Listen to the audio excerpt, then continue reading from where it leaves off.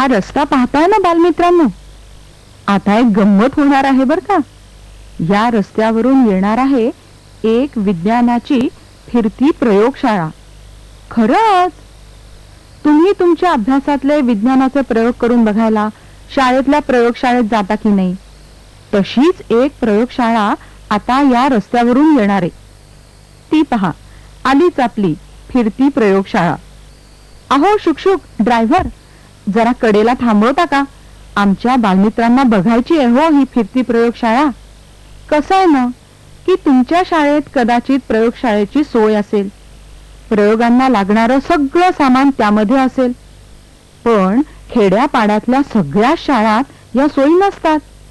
अशा शाळेतल्या विद्यार्थ्यांसाठी ही खास फिरती प्रयोगशाळा आहे. पुण्याच्या विज्ञान वाहिनी संस्थेकडून ही चालवली जाते.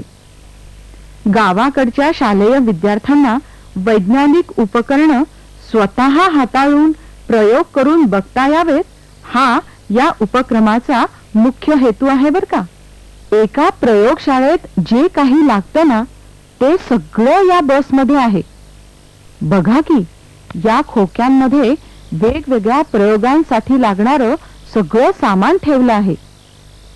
इथं बसायची सोय आहे, कपाटं आहेत, टेबल्स आहेत, टीव्ही आहे, माहितीपट दाखवायला VCR सुद्धा आहे.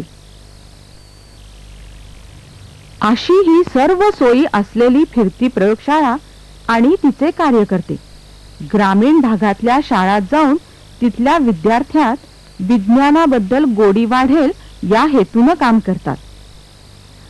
नुसतीच पाठ्यपुस्तकातली वर्णनं किंवा चित्र बघून शिकण्यापेक्षा तेच प्रयोग जर स्वतः करून बघितले तर जास्त चांगले कळतात, लक्षात राहतात आणि मजा सुद्धा जास्त वाटते. त्यातून नवीन कल्पना सुद्धा सुचतात, हो ना. ज्या शाळेत विद्यार्थ्यांची संख्या जास्त आहे तिथं त्यांचे 2 गट केले जातात. एक गट वर्गात बसवतात. विज्ञान वाहिनीचे अनुभवी आणि जाणते प्रशिक्षक या गटाला वेगवेगळ्या वैज्ञानिक प्रयोगांचं प्रात्यक्षिक देतात आणि तो विषय समजावून देखील सांगतात. जसं जीवशास्त्र. चालत असतं आता हा मेंदू, त्याची रचना कशी आहे, त्याचं कार्य कसं चालतं, अंतर्भाग कसा आहे, या सगळ्याचा आपण या मॉडेलच्या साहाय्याने अभ्यास करणार आहोत. हा मायक्रोस्कोप, हृदय, कान, डोळा यांच्या या प्रतिकृती, हे सारं प्रत्यक्ष हाताळून शिकण्यानं या मुलांना किती फायदा होईल नाही. आणि आता मुलांची पाळी, प्रत्यक्ष अनुभव घ्यायची.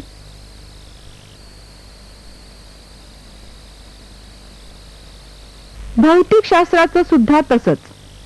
बघा तर, विद्यार्थ्यांकडे प्रतिकृती आहेत आणि प्रशिक्षक जे समजावून सांगतायत, विद्यार्थी लगेच ते करून सुद्धा बघतायत.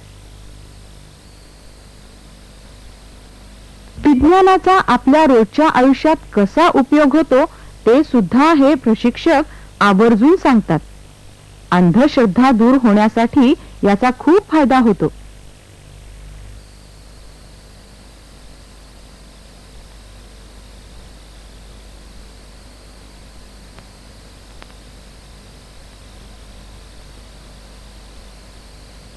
आता तुम्ही विचाराल की तो दुसरा गट काय करतोय.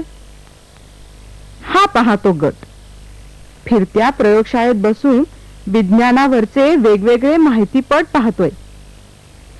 सांगा बरं, एरवी यांना कधी अशी संधी मिळाली असती. पहा तर कसं मन लावून बघतायत सगळं. आता तुमचा पुढचा प्रश्न असेल की या गटाला प्रयोग करून बघायला कसे मिळणार.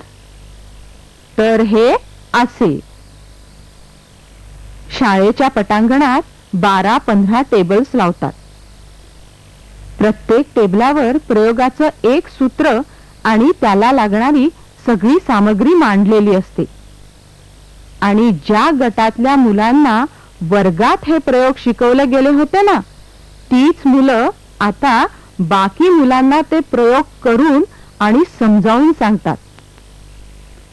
अर्थात काही चुकलं किंवा विसरलं तर सावरून घ्यायला शिक्षकांची देखरेख ही असतेच. पहा तर हे बालमित्र आपापल्या गटांना किती छान आत्मविश्वासानं सारं समजावून सांगतायत. मी आहे या फुग्यामध्ये हवा आहे, हे जर आपण असे दाबले की हे खाली जाते, कारण त्या ड्रॉपरला छिद्र असले बियातून ते पाणी या ड्रॉपर मध्ये शिरते व ते ड्रॉपर हवेचा दाब वाढतो म्हणून पाणी हवेचा दाब वाढतो म्हणून ड्रॉपर पाणी ड्रॉपर मध्ये शिरते व ते जड झाल्यावर ते खाली जाते. आपण इथे चुंबकाचे प्रयोग पाहणार आहोत. चुंबकाला दोन ध्रुव असतात, एक दक्षिण आणि उत्तर. जर दक्षिण एकत्र आले तर त्यांच्यात प्रतिकर्षण होतं आणि जर दक्षिण उत्तर एकत्र आले तर त्यांच्यात आकर्षण होतं. हे आपण पाहूया.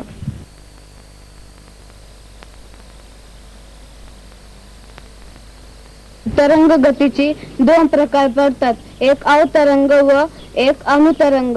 अवतरंग म्हणजे आपण जर एका नदी किंवा ओढ्यामध्ये एक दगड टाकले, जे तरंग निर्माण होतात त्याला अवतरंग म्हणतात. अवतरंगाचं आपण इथे एक उदाहरण पाहणार आहोत. आपण लाटा जशा निर्माण होतात तशा प्रमाणे येथे निर्माण होते. हे जे वरती येतात त्याला शिखर म्हणतात व हे खाली असते त्याला दरी म्हणतात. दोन दऱ्यांमधल्या अंतराला तरंग गती म्हणतात व दोन शिखराच्या अंतराला तरंग गती म्हणतात, तरंग लांबी म्हणतात. यामध्ये वरती जास्त त्रिज्या आहे तर इथे थोडीशी त्रिज्या आहे. इथे जास्त त्रिज्या आहे, आपण इथे कॉइन जर सोडली, याचे सूत्र आहे वस्तुमान गुणिले वेग गुणिले त्रिज्या. आता इथं जास्त त्रिज्या आहे, इथं थोडी कमी त्रिज्या आहे. आपण जेव्हा इथून कॉइन सोडू तेव्हा ही अशी फिरत जाणार. पहिल्यांदा जास्त जिथं त्रिज्या आहे इथनं फिरत जाणार, त्यामुळे इथं याची गती कमी असणार. खाली जाताना इथे त्रिज्या ही कमी होत जाते, त्यामुळे इथे ही कॉइन जास्त वेगाने फिरत जाते. आपण ही आता कॉइन सोडू पाहू.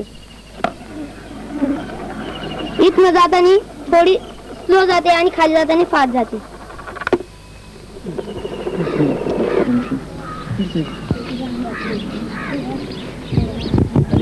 न्यूटनचे आत्ता तू प्रयोग दाखवलेस, काही नियम त्यातले दाखवणार आहे. तसाच हा संवेगाच्या अक्षयत्वाचा प्रयोग आहे. संवेगाचं अक्षयत्व म्हणजे काय? आता ह्या गोळ्याबद्दल बघू आपण. याचं वस्तुमान जे आहे आणि इकडनं तो खाली जाताना वेग त्याच्यामध्ये जो निर्माण होतो, तर त्याप्रमाणे इकडून एक गोळा सोडला, हे सगळे गोळे सारख्या वस्तुमानाचे असल्यामुळे एक गोळा इकडून आला की एक गोळा इकडे जातो. म्हणजे इकडनं दोन गोळे सोडले तर डबल वस्तुमान, दुप्पट वस्तुमान झालं, त्यामुळे इकडे दोन गोळे या बाजूला बाहेर गेले. तीच गोष्ट मी तीन गोळे जर सोडले इकडनं, त्याचा मधला गोळा एकदा इकडेही जातो एकदा पलीकडे जातो, कारण दोन्ही बाजूनी तीन गोळेच हालणार, अशी अवस्था निर्माण होते. तर हे संवेगाचं अक्षयत्व म्हणतो आपण याला. काही वनस्पती किंवा प्राणी ये मेल्यानंतर ते जमिनीवर त्यांच्यावर माती पडतात व वरील दाबामुळे त्यांचे काही ठसे खडकावर उमटतात. यांना जीवाश्म असे म्हणतात. जागरूक प्रशिक्षक मग अधिक माहिती देतात. बालमित्रांनो, दूर खेड्यातल्या शाळेत शिकणाऱ्या या मुलांना ही असली उपकरणं, ही यंत्र, या प्रतिकृती एरवी हाताळायलाच काय बघायला सुद्धा मिळाल्या नसत्या. आज विज्ञान वाहिनीच्या या फिरत्या प्रयोगशाळेमुळं हे शक्य झालंय. यातून ही मुलं जे शिकतायत ना, ते ज्ञान खूप वर्ष त्यांना साथ देईल. विज्ञानाच्या प्रकाशानं मनातलं अज्ञान दूर होतं. गावाखेड्यातल्या मुलांपर्यंत हा विज्ञानाचा प्रकाश पोचावा. ती मुलं केवळ गावात राहतात म्हणून वगळली जाऊ नयेत, यासाठी विज्ञान वाहिनीचे कार्यकर्ते मनापासून काम करतायत. 1995 सालापासून साधारणतः 6000 विद्यार्थ्यांनी या उपक्रमामुळे विज्ञानाची गोडी अनुभवली आहे. पण अजून कितीतरी विद्यार्थी बाकी आहेत. अजून कितीतरी खेड्यांना विज्ञानाचा स्पर्श व्हायचाय. ज्ञानाची ज्योत तिथं लागायची आहे. या साऱ्याची जाणीव असल्यानं ही प्रयोगशाळा खेडोपाडी फिरतीये. रस्ता अर्थात खडतर आहे, पण कार्यकर्त्यांचे संकल्प देखील तेवढेच भक्कम आहेत. अनुभवातून शिक्षण, शिक्षणातून ज्ञान आणि ज्ञानातून प्रगती यासाठी खेडोपाडी धावणारी ही आगळीवेगळी फिरती प्रयोगशाळा.